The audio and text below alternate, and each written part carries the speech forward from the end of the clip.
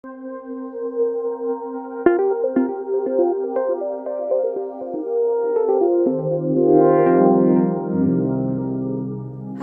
my name is Goto. I'm an audit manager at Corbett, Duncan Hubly, accounting firm in Itasca, Illinois. In today's presentation, I'll explain 3 types of fraud commonly seen in small businesses and introduce anti-fraud controls you can implement in your business. You may think that fraud is something you only witness while watching the evening news, but in reality, it happens more often and in more places than you may realize. According to the study conducted by Association of Certified Fraud Examiners, manufacturing sector is identified as one of most commonly affected industry. The study also indicates the fraud loss is much larger in smaller corporations. In my career, I've witnessed actual fraud happening in small and medium international corporations. Let me show you the result of a study. In 2011, the projected global loss from fraud was $3.5 trillion, with a median loss of $140,000 per case. And in 1 of 5 reported cases, the loss was more than $1 million. Fraud loss goes beyond monetary loss. Your business will lose reputation in the market and the community. You will also lose morale and trust within your organization. Fraud can cause significant damage to your business. So let's look at the 3 types of fraud commonly seen in small business. The first type is misappropriation of assets. Cash is the easiest asset to steal. I've seen a case where $5 million was stolen in a subsidiary of a Japanese corporation by the president who was sent from the head office in Japan. Often, head office is so worried about locally hired employees and fails to recognize the risk of wrongdoing by the very person they have internally selected for the management position. The second type is manipulation of financial statements.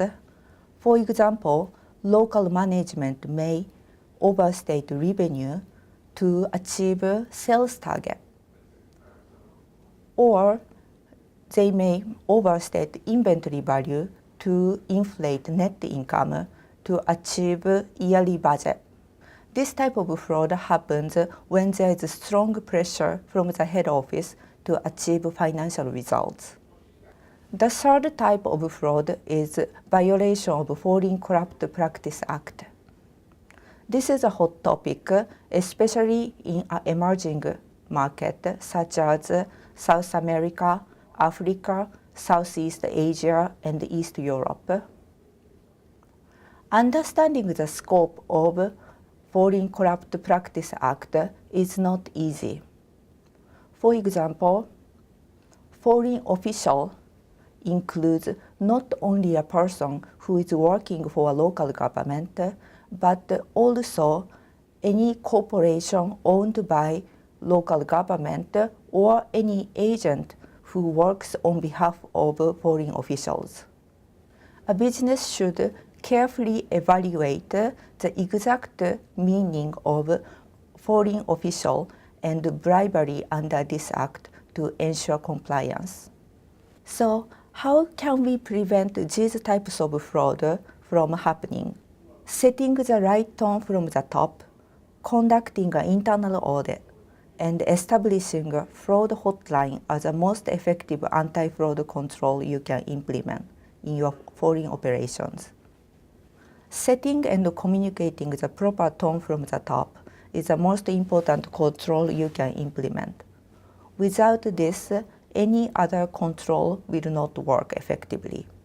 What is considered ethical and proper business conduct may be different in other cultures. So make sure your ethical standards and code of conduct are documented and communicated to local employees. The best practice is to convey these codes and standards during new employee training program. At minimum, the employee should be educated regarding what action constitute fraud and how to report questionable activity. And if you are operating in emerging market, make sure your local employees are trained on what is considered bribery under Foreign Corrupt Practice Act. Conducting a well-designed internal control is another great way to prevent and detect fraud. A head office should send internal auditor to foreign subsidiary at least annually. A head office should conduct risk assessment, identify the fraud activity that could occur, and design audit procedures around it. Also, let local employees know that their organization will be audited annually.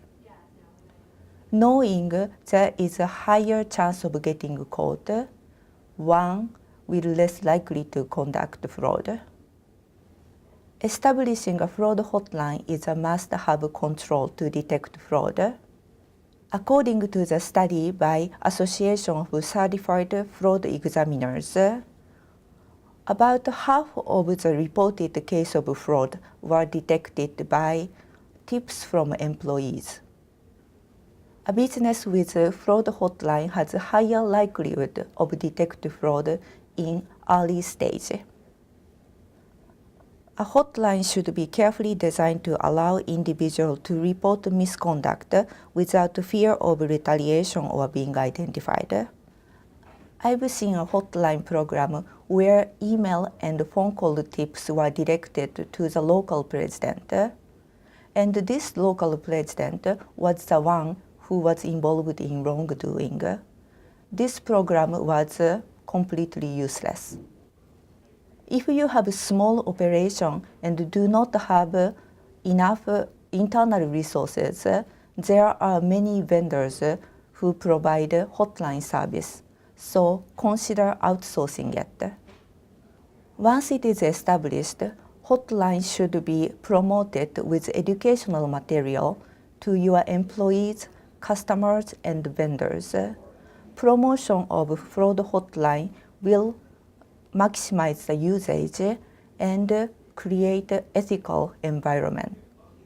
Prevention and detection of fraud is critical for success of your business. I hope today's presentation was meaningful for you. If you have any questions or need help with prevention and detection of fraud, please contact us at Corbett, Duncan Hubly. Our team will be here to assist you, and we have international network in more than 100 countries. Thank you.